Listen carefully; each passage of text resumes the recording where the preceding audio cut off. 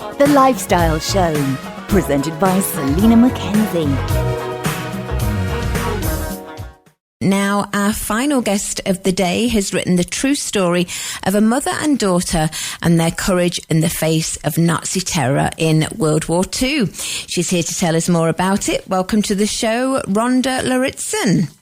Hi, Selina. Hi, Rhonda. Lovely to meet you. Now, I was reading about this. It's fascinating stuff. It's about Kathy and her daughter Heidi, and I believe Heidi's still alive. She is. She'll be 89 years old next month. Wow. Is that how you did your research? Did you get information from her? Oh, yes. We spent hours and hours together over 5 years as she told me her firsthand memories of growing up in Berlin during the entire war and then the fall of Berlin. So this year will mark 80 years since the end of World War II. And just what an opportunity to get to know her. She's incredible. Yeah, she's one of the sort of group that must have a bond because she can tell her story. She's still around to tell an amazing story of what happened, isn't she? She is, and she is such an inspiration to me because despite being so open about all of the terrible things that she saw firsthand and the deprivations of being cold and hungry and afraid because of the Nazi terror in her neighborhood, she is still radiant and full of light and joy and just an inspiration to be around every time I got to be with her. Oh, that's lovely to hear. Well, the story starts with Kathy, who is obviously Heidi's mother, and apparently she must choose between her dreams as a rising star in opera and her conscience. That's right. She was recruited by the Nazis. They would go out into the countryside and find people that met their ideal and bring them into the city or into programs for whether it was athletics or engineering. And she happened to be a singer and was at the State Opera during World War II. She ended up dating a Wehrmacht officer who was on the staff of Magda Goebbels. They went to a dinner party one night presided by Adolf Hitler himself. Wow. And yeah, right. When Heidi told me that into our interviews, I was like, wait, what? Your mother met Hitler? Oh, gosh. And you can imagine being in your early 20s and you're in the city. It was this cosmopolitan place at the time, and her friends were artists and singers, and everything was coming up roses. And then she started to see what was happening. She had Jewish friends. She was ethnically Polish. And so she saw what was happening in Poland, and the people, their neighbors and friends in the buildings were starting to get hauled away. And she had to make a choice because she was getting extreme pressure to join the Nazi party. Her boyfriend, again, was on the staff of the propaganda minister's wife, and she just couldn't do it. And so she left the opera, she left her dreams, and then ended up fending for herself and Heidi by dealing in the black market, in the underground, whether it was food or coffee or anything they could get their hands on. And everyone was dealing a little bit in the black market because you just couldn't get what you needed through the ration system. But it involved to dealing with more than just food, helping people. Ah, okay. Will it be a bit of a spoiler if you tell us more about that? A bit of a spoiler. I won't go into too much detail, but yes, her best friend's boyfriend was a Jewish man, and they were all close. And so she started to see the great need that there was to help other people, and that lands her in trouble. And late in the story, in 1945, the beginning of it, 80 years ago right now, Heidi ends up alone. She's 9 years old, and she's alone in this bombed out city and spent the final weeks of the war fending for herself in a bombed out apartment. Can you imagine at the age of 9?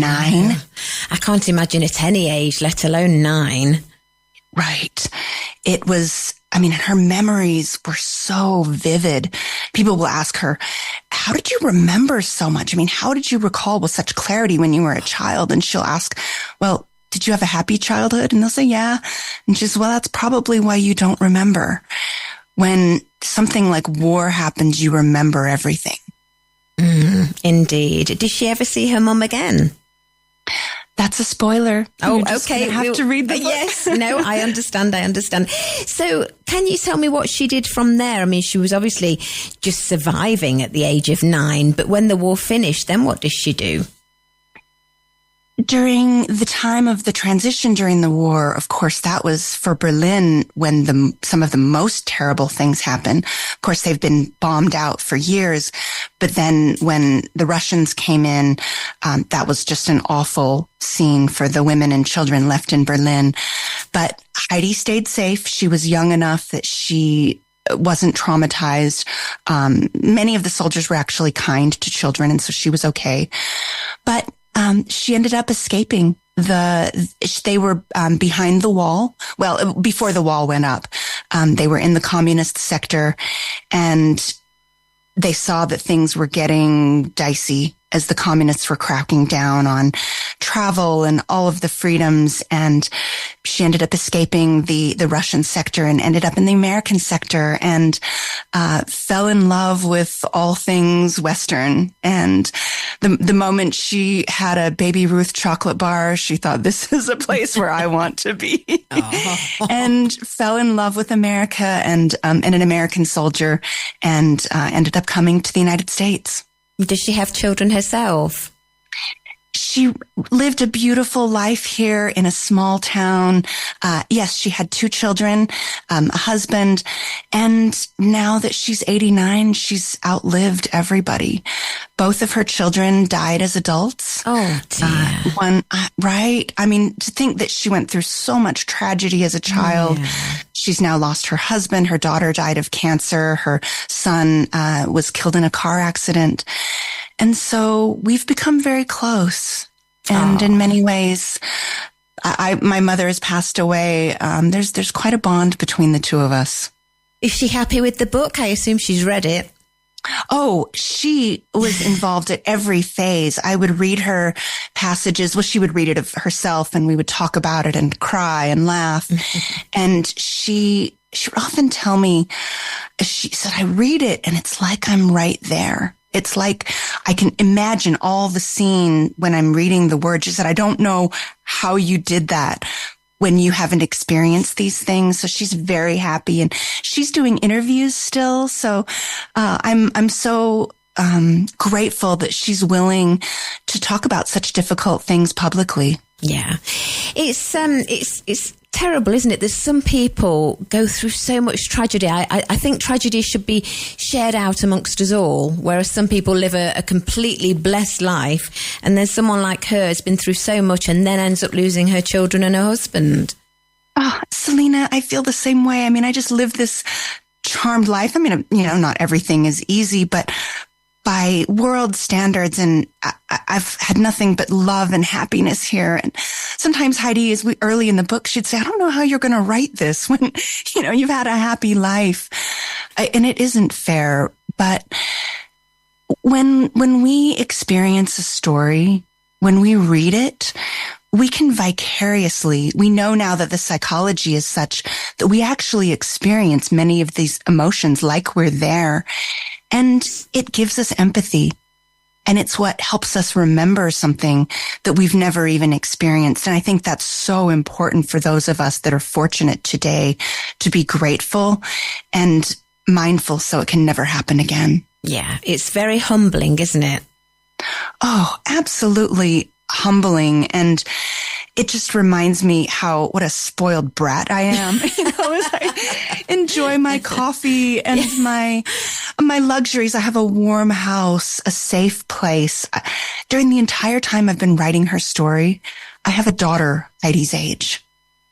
And the resilience of these children in war times has made me look at my own daughter through different eyes. I see just how capable children are, how much they can overcome.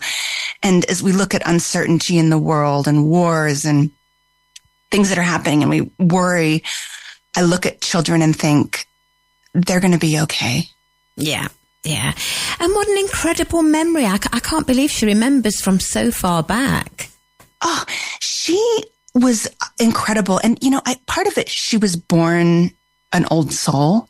She was an only child, and her mother believed that the best way to protect her was to educate her. So her mother always talked to her like she was a person, explained things to her. And so Heidi was always in the room when the adults were having the conversation, and she was sitting there playing with her toys or her books, but she was listening to what the adults were saying and taking it all in. She was just an amazingly precocious little thing. And so that comes back now with these memories that are tender because she was a child, but also wise beyond her years. Yeah. As we said before, she's part of sadly a dwindling population who's old enough to remember, but young enough to still be alive today. And sadly, if it wasn't for people like you writing the books, we would lose all that, wouldn't we? Yes. And it felt like such a profound privilege to bring her words onto the page and now to be sharing it, and such a responsibility. I felt woefully unqualified throughout this story. I mean, I grew up in the United States. I haven't ever experienced a war, but spent 5 years researching the timeline and adding, because she had amazing memories, but children don't remember timelines. And there was so much of the history that she couldn't know at the time or that wasn't aware of. And so those were things that I was able to bring to the story, and hope I can add a contribution, to peace, Yeah. That's why we do this, right? I believe you have. I sure believe you have. I know that you are a professional biographer, Rhonda. What other books have you written?